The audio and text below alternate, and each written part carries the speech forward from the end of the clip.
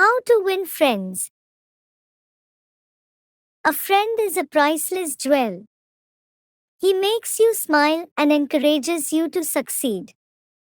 He lends an ear, shares joy, sorrow, and always opens his heart to you. Friends think alike. To win a friend, you must put yourself in his shoes, see life from his perspective. Sometimes, it becomes difficult because you are wrapped up in your own lives. You have your own goals and your own worries. The secret of dealing with people is giving them a feeling of importance. He who can do this has the whole world with him. He who cannot walks a lonely way. A child grows up and learns to assert himself in life because he has received a feeling of importance from his parents.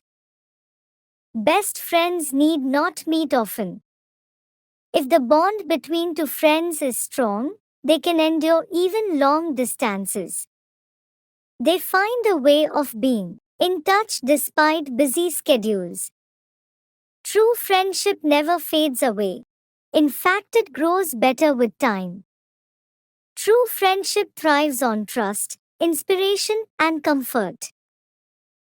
The voice of hello over the phone makes the friend aware of the well-being of his friend.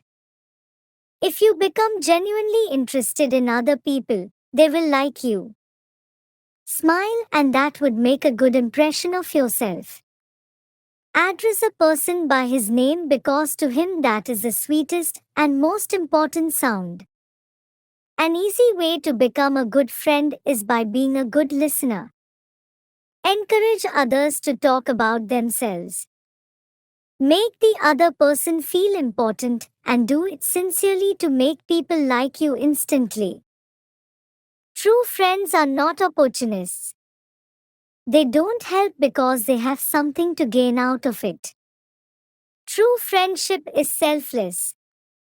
Best friends support even when the whole world deserts you.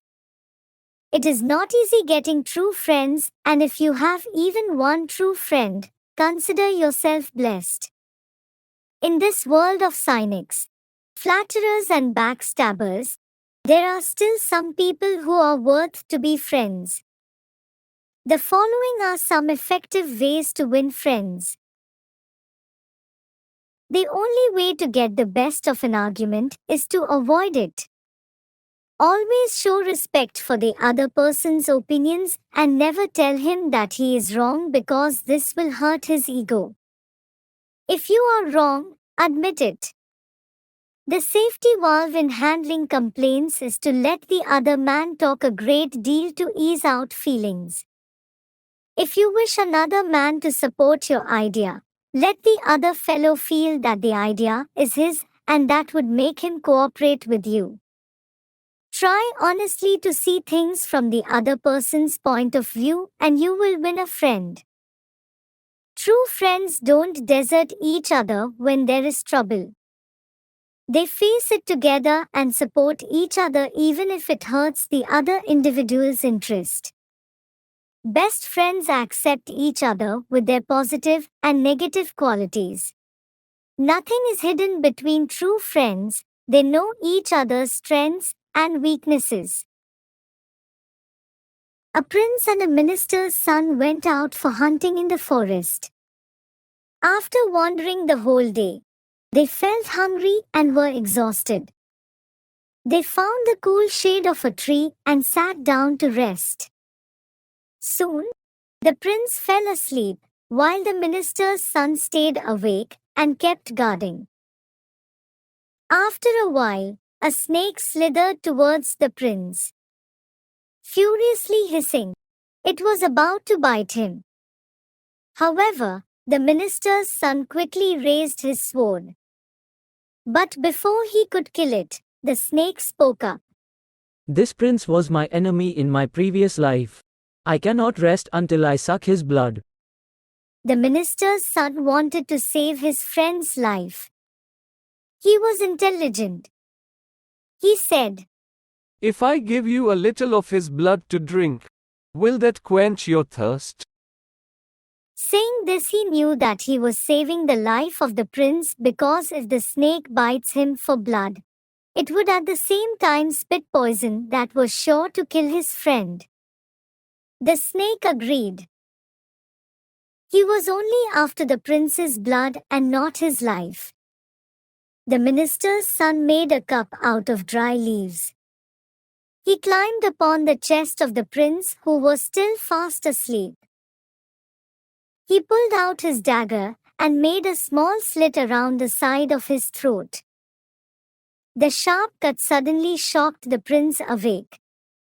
Now, seeing that his friend, the minister's son, was holding the dagger, he closed his eyes again.